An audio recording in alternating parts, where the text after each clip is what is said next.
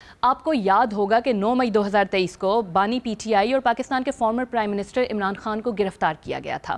ان کی گرفتاری کے بعد ملک بھر میں احتجاجی مظاہرے ہوئے تھے اور ان پروٹیسٹ کے دوران مظاہرین نے ملٹری انسٹالیشنز کو بھی نقصان پہنچایا تھا، جس کے بعد ملک بھر میں گرفتاریاں ہوئیں اور پھر فوجی عدالتوں سے ان میں سے کئی مجرمان کو سزائیں بھی سنائی گئیں۔ ابھی دسمبر میں ہی 85 مجرمان کو مختلف مدت کے لیے قید کی سزا سنائی گئی تھی۔ یہ سزائیں سپریم کورٹ کے اس فیصلے کے بعد دی گئیں جس میں فوجی عدالتوں میں پینڈنگ کیسز میں سزائیں سنانے کی مشروط اجازت دی گئی تھی۔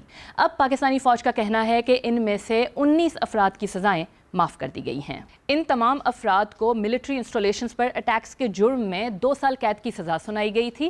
آئی ایس پی آر کے مطابق ان کی سزاؤں پر معافی خالصتاً انسانی بنیادوں پر کی گئی ہے۔ یہ واضح نہیں کہ انہیں کب اور کہاں گرفتار کیا گیا تھا، لیکن ان میں سے زیادہ تر افراد اپنی سزا کا بڑا حصہ پہلے ہی کاٹ چکے ہیں۔ ان مقدمات میں سزا کی معافی کے لیے 67 مجرمان نے اپنا قانونی حق استعمال کرتے ہوئے رحم کی اپیل کر رکھی تھی۔ ان 19 کے علاوہ باقی سب کی اپیلیں کورٹ آف اپیل میں ریویو کے لیے بھیج دی گئی ہیں۔